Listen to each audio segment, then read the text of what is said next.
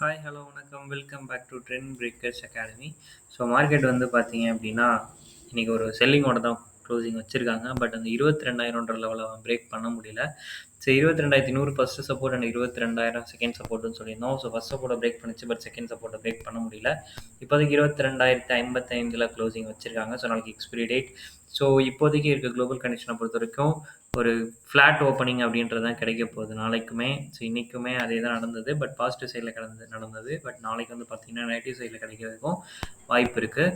So market வந்து 22,000ன்றது first support act ஆகும். In case அதை பிரேக் பண்ணும் பட்சத்தில் அடுத்த சப்போர்ட் லெவல் எங்கே இருக்குது அப்படின்னா 21,800 தான் அடுத்த சப்போர்ட் லெவல் நிஃப்டிக்கு. ஓகேங்களா? ரெசிஸ்டன்ட் வந்து இப்போ இன்கேஸ் 22,000 கீழே ஓப்பன் ஆச்சுன்னா 22,000 ஃபஸ்ட்டு ரெசிஸ்டண்ட்டாகவும் 22,100 செகண்ட் ரெசிஸ்டண்ட்டாகவும் ஆக்ட் ஆகும் நிஃப்டிக்கு. ஸோ பேங்க் நிஃப்டி நேற்று நல்லா சப்போர்ட் பண்ணியிருந்தாலும் இன்றைக்கி ஒரு மாதிரி சைட் வேஸில் தான் க்ளோசிங் வச்சிருக்காங்க பேங்க் நிஃப்டிஸ். இன்றைக்கி வந்து மெயினாக அடி வாங்கினது வந்து பார்த்தீங்கன்னா ஐடி தான். ஸோ நான் சொல்லியிருந்தேன் அந்த 47,300 பிரேக் பண்ணணும்னு சொல்லிட்டு. ஸோ அந்த இடத்துல வந்து செல் ஆயிருக்கு. ஸோ இப்போ இன்கேஸ் கீழே வரும் பட்சத்தில் இவனுக்கு வந்து ஃபஸ்ட்டு சப்போர்ட் ஆக்ட் ஆக போகிறது 46,580.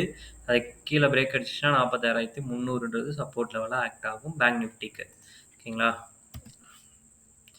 இது ரிலையன்ஸ் பார்த்தலாம். ரிலையன்ஸ் வந்து அரைச்சமாவே தான் அரைச்சிட்ருக்காரு. ஸோ இன்னும் அந்த ட்ரெண்ட் லைனுக்குள்ளேயே தான் இருக்கார்.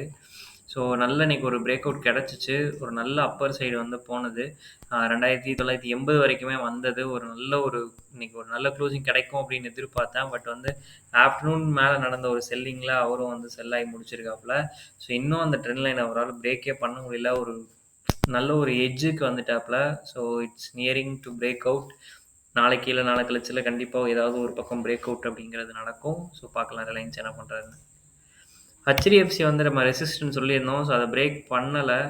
பிரேக் பண்ணாமல் திரும்ப வந்து செல்லாகி தான் க்ளோசிங் வந்திருக்கு. ஸோ நான் சொல்லியிருந்தேன் 1462 பிரேக் பண்ணணும்னு சொல்லிட்டு. ஸோ பிரேக் பண்ண முடியாமல் தான் இன்றைக்கி க்ளோசிங்கும் வந்திருக்கு. ஸோ அப்படி கீழே வரும்போது சப்போர்ட் லெவல் 1380 தான் சப்போர்ட் லெவல் ஆக்ட் ஆகும். 78 to 80ன்ற சப்போர்ட் லெவல் ஆக்ட் ஆகும்.